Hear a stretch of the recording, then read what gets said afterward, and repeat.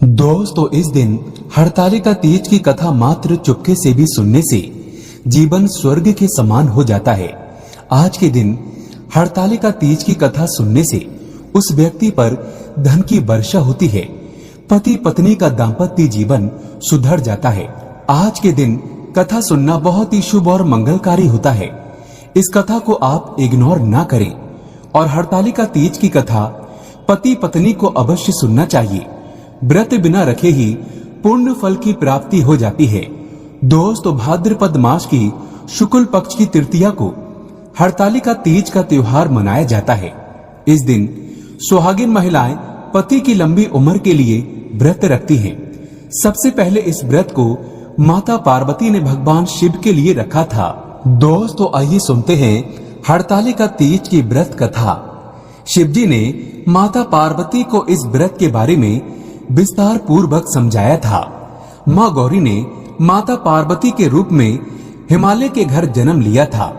बचपन से ही माता पार्वती भगवान शिव को वर के रूप में पाना चाहती थी और उनके लिए उन्होंने कठोर तप किया। 12 सालों तक निराहार रहकर उन्होंने कठोर तप किया। ये सब देखकर उनके पिता बहुत दुखी थे। दोस्तों, एक दिन नारद जी ने उनके पिता से आकर कहा कि पार्वती के कठोर तप से प्रसन्न होकर भगवान विष्णु आपकी पुत्री से विवाह करना चाहते हैं। नारद मुनि की बात सुनकर महाराज हिमालय बहुत प्रसन्न हुए। उधर भगवान विष्णु के सामने जाकर नारद मुनि बोले, महाराज हिमालय अपनी पुत्री पार्वती का विवाह आपसे करवाना चाहते हैं। भगवान विष्णु ने भी इसकी अनुमति दे दी। फिर माता पार्वती के पास जाकर नारद जी ने इसकी सूचना दी कि आपके पिता ने आपका विवाह भगवान विष्णु से तय कर दिया है। दोस्तों, ये सुनकर माता पार्वती बहुत निराश हुई और उन्होंने अपनी सखी को बताया कि वो भगवान शिव को पाने के लिए ये व्रत कर रही हैं।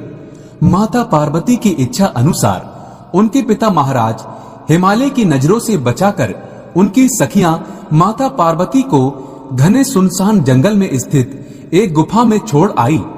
यही रहकर उन्होंने भगवान शिव को पति के रूप में पाने के लिए कठोर तप शुरू कर दिया, जिसके लिए उन्होंने रेत से एक शिवलिंग की स्थापना की। दोस्तों, संयोग से हस्त्र नक्षत्र में भाद्रपद शुक्ल तृतीया का वो दिन था जब माता पार्वती ने शिवलिंग की स्थापना की थी। इस दिन निर्जला उपवास रखते हुए उन्होंने रात्रि में जागरण भी किया था। उनकी कठोर तप से भगवान शिव प्रसन्न हुए और माता पार्वती को उनकी मनोकामना पूर्ण होने का वरदान दिया। दोस्तों, अगले दिन अपनी सखी के साथ में माता पार्वती ने व्रत का पारण किया और समस्त पूजा सामग्री को गंगा नदी में प्रवाहित कर दिया।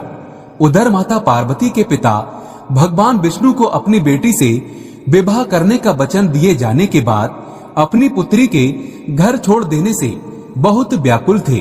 वो माता पार्वती को ढूंढते हुए उस स्थान तक जा पहुँचे जहाँ माता पार्वती थी। इसके बाद माता पार्वती ने उन्हें अपना घर छोड़ देने का कारण बताया और भगवान शिव से विवाह करने का अपना संकल्प और भगवान शिव द्वारा मिले वरदान के बारे में भी बताया। दोस्तों, इसके बाद माता पार्वती के पिता हिमालय ने भगवान विष्णु से माफी मांगी और वे भगवान शिव के साथ माता पार्वती के विवाह के लिए राजी हो गए। कुछ समय बाद उन्होंने माता पार्वती का विवाह भगवान शिव के साथ पूरे विधि विधान पूर्वक करवा दिया। दोस्तों, मान्यता है कि इस दिन जो महिलाएं विधि विधान पूर्वक और पूर्ण निष्ठा से इस व्रत को करती हैं, वो मन चाहे वर को प्राप्त करती हैं। साथ ही ये पर्व दाम्पत्य जीवन में खुशी बरकरार रखने के उद्देश्य से भी मनाया जाता है। दोस्तों, इस दिन अगर आप व्रत भी नहीं रखते हैं तो हरतालिका तीज की कथा अवश्य सुने। हरतालिका तीज की कथा सुनने से मात्र आपके सभी बिगड़े कार्य पूर्ण हो जाते हैं।